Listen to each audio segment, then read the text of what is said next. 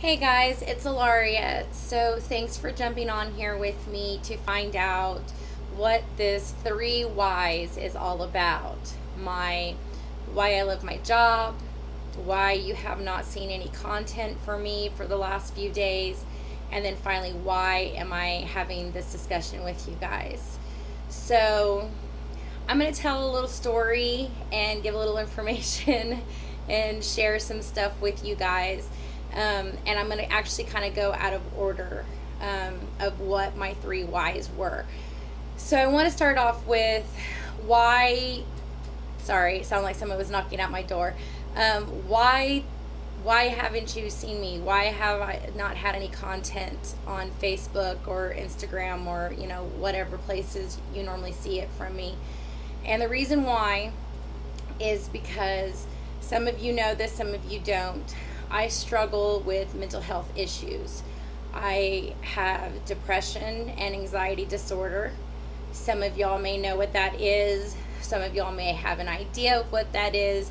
And some of y'all may have absolutely no idea what that is.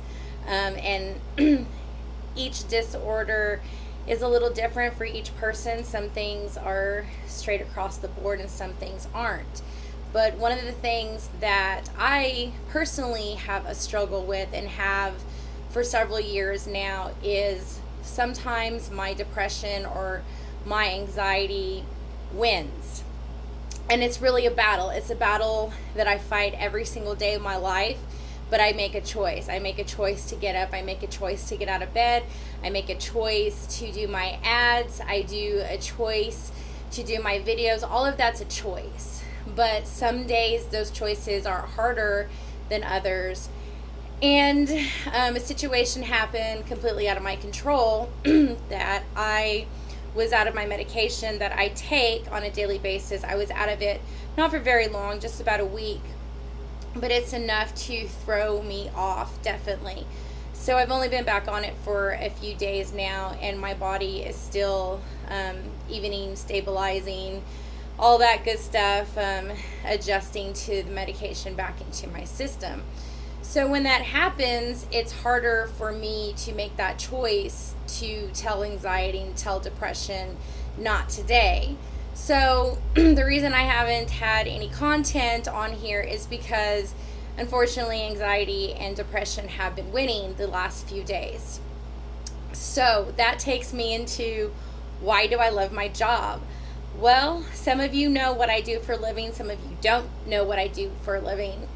But to kind of back up a little bit to what I used to do for a living. So I used to work for a well-known hospital in Oklahoma City for several years. And in the course of working there, is when I initially started having some issues with my mental health, and I had to take a leave of absence. And anyways, things happen that I end up leaving a traditional job. On top of other issues, it wasn't just my mental health. I actually ended up having an injury as well. But anyways, that's a completely different story. So anyhow, when I worked that traditional job and I was going through all these different therapy and doctors and adjusting and this, that, and the other, there were days that it was very difficult for me to even get out of bed. And it came down to not necessarily what was going to be better for me, but it came down to a matter of survival. Of if I did not go to my job, I would not have a job. And if I had something like what it has happened to me this last week in a traditional job setting, and I missed a week or didn't do everything that I do on a daily basis for a week, I would probably either not have a job or I would probably be on the verge of not having a job. So what I do now, because it's direct sales, I don't have to worry about that. Now, if I'm not working that week, am I going to generate leads? No. Am I being able to give out any type of content that's helping people like I do on this page?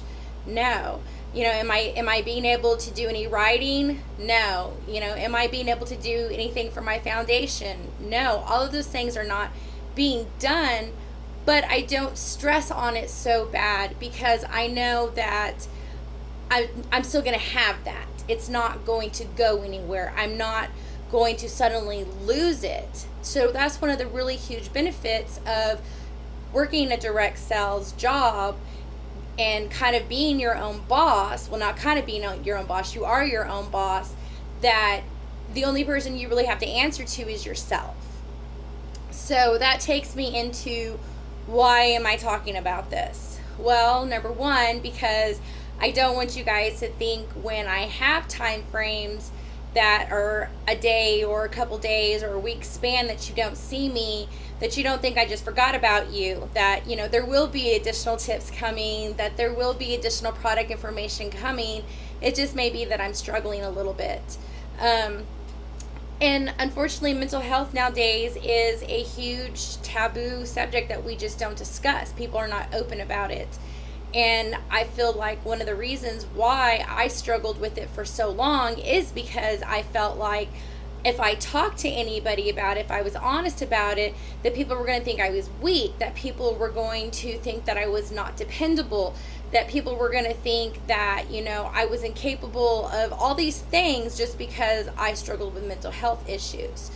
So mental health is a big, huge thing to me that I want to always advocate for, not just because of what I struggle with, but because of what I see other friends or family members or coworkers or church members or, you know, friends on Facebook or whatever. I see that struggle. So if myself being open about it and what I've gone through will help somebody, then I'm willing to do that. So once again, thanks guys so much for jumping on here and listening to my 3 whys. For those of you who do not know me, my name is Ilaria Rose, and as you can see, I do have naturally curly hair. It's a little crazy today because I haven't done a whole lot with it other than sleep on it. But I do have this blog because I do understand the struggle with curly hair. I myself didn't even wear my hair curly for most of my life because I had a mom who didn't have curly hair. She didn't really know what to do with it.